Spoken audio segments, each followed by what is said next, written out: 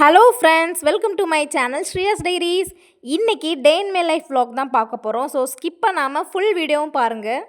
ரெகுலராக அந்த அங்கிள் வந்து காய்கறிகள் எல்லாமே வீட்டு பக்கமே விற்கிறதுக்காக கொண்டு வந்துடுவாங்க. இன்றைக்கி வந்து தக்காளி பழம் மட்டும்தான் கொண்டு வந்தாங்க. அவங்கக்கிட்டே வாங்கிட்டேன். சில டைம் வந்து எல்லா காய்கறியுமே இவங்கக்கிட்ட தான் வாங்குவேன்.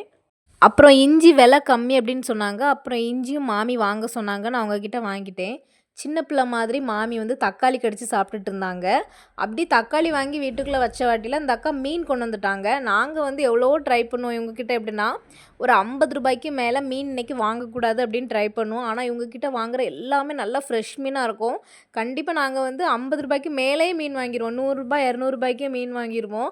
அவ்வளோ ஃப்ரெஷ்ஷாக வச்சுருப்பாங்க. சாந்தி அக்கா இவங்கக்கிட்ட தான் நாங்கள் ரெகுலராக மீன் வாங்குவோம். சில டைம் வந்து சந்தைக்கு போவோம். மற்றபடி ஃபுல்லுமே இவங்கக்கிட்ட தான். காலையில் எங்ககிட்ட ஃபோன் போட்டு சொல்லிடுவாங்க, இந்தந்த மீன்லாம் வந்திருக்கு அப்படின்னு. நாங்களும் கொண்டு வாங்கன்னு சொல்லிடுவோம். அழகாக வீடு தேடி வந்து கொடுத்துட்டு போயிடுவாங்க. இன்றைக்கி நாங்கள் வாங்கின மீன் பார்த்திங்கன்னா சால மீனும் வெலை மீனும் வாங்கினோம். சால மீன் வந்து பொரிக்கிறதுக்கும் வெலை மீன் வந்து குழம்பு வைக்கிறதுக்காகவும் வாங்கினோம். சூப்பராக மீனெல்லாம் கழுவி மசாலா போட்டு வச்சாச்சு பொரிக்கிறதுக்கு. திடீர்னு எங்கள் மாமா வந்து வெண்டைக்காய் சாப்பிடணும்னு எனக்கு ஆசையாக இருக்குது, அதனால் பொரியல் வச்சு கொடுங்க அப்படின்னு சொன்னாங்க. அதே மாதிரி வெண்டைக்காயும் வாங்கிட்டு வந்துட்டாங்க. சூப்பராக அவங்களுக்கும் பொரியல் வைக்க ஸ்டார்ட் பண்ணிட்டேன். என்னடா திடீர்னு விரல காட்டுறேன்னு பார்க்குறீங்களா? வழக்கம் போல் தாங்க. காய் வெட்டுற நேரத்தில் கையை வெட்டிட்டேன். சரி, இது பழக்கம் தானே நம்ம எல்லாருக்குமே. அப்புறம் மாமா தோட்டத்துலேருந்து பெரண்டை கொண்டு வந்துட்டாங்க. பெரண்டை வந்து ரொம்ப நல்லது வயசானவங்களுக்குலாம் சாப்பிட்றதுக்கு. டெய்லியுமே சாப்பாட்டில் வந்து கொஞ்சமாக பெரண்டை துவையல் வச்சு சாப்பிட்டோம் அப்படின்னா உடம்புக்கு அவ்வளோ ஒரு ஹெல்த்து.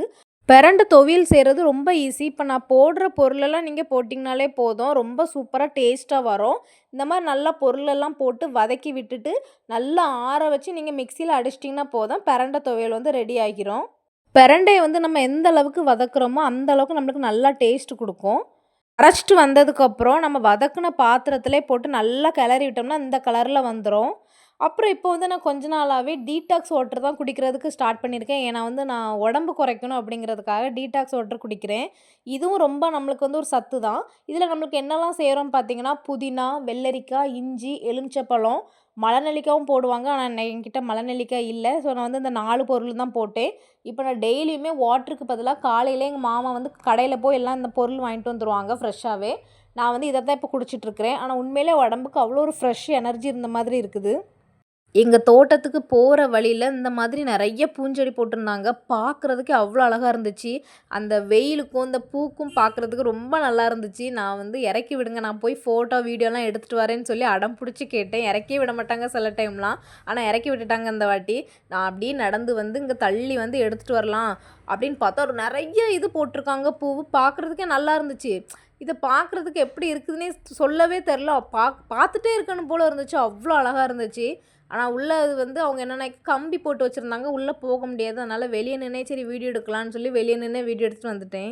கொஞ்சம் நேரம் அப்படியே பார்த்துட்டு வீட்டுக்கு வந்துட்டோம். ஏன்னா ஈவினிங் வந்து எங்களுக்கு கோயிலுக்கு போக வேண்டியது இருந்துச்சு. அதனால் பாண்டிச்சேரியில் ஓட்டு அப்படி சொன்னாரு. பாண்டிச்சேரியில் ஓட்டல, புதுச்சேரியில் ஓட்டு அது தெரியாம அதான் சொல்லுவா, பாண்டிச்சேரி தானே அந்த ஊர் அப்படிங்க. பாண்டிச்சேரி புதுச்சேரி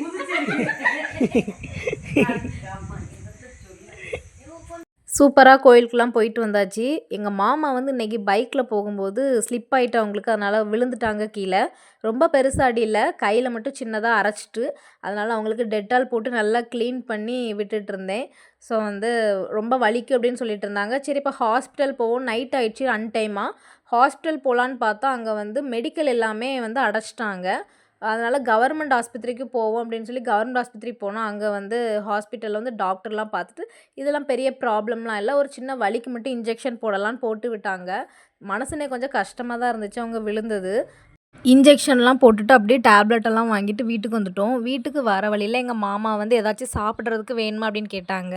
நான் எனக்கு ஒன்றும் வேண்டாம் அப்படின்னு தான் சொன்னேன். அவங்க வந்து மில்க் பிக்கியும் அப்புறம் கிட்கெட்டும் வாங்கி கொடுத்தாங்க. எல்லாமே வாங்கிட்டு அப்படி வீட்டுக்கு கிளம்பியாச்சு. ஓகே ஃப்ரெண்ட்ஸ், இந்த மாதிரி இன்ட்ரெஸ்டிங்கான வீடியோஸ்லாம் பார்க்கணுன்னா ஸ்ரீஜாஸ் டைரி சேனலை சப்ஸ்கிரைப் பண்ணி வச்சுக்கோங்க. பாய்.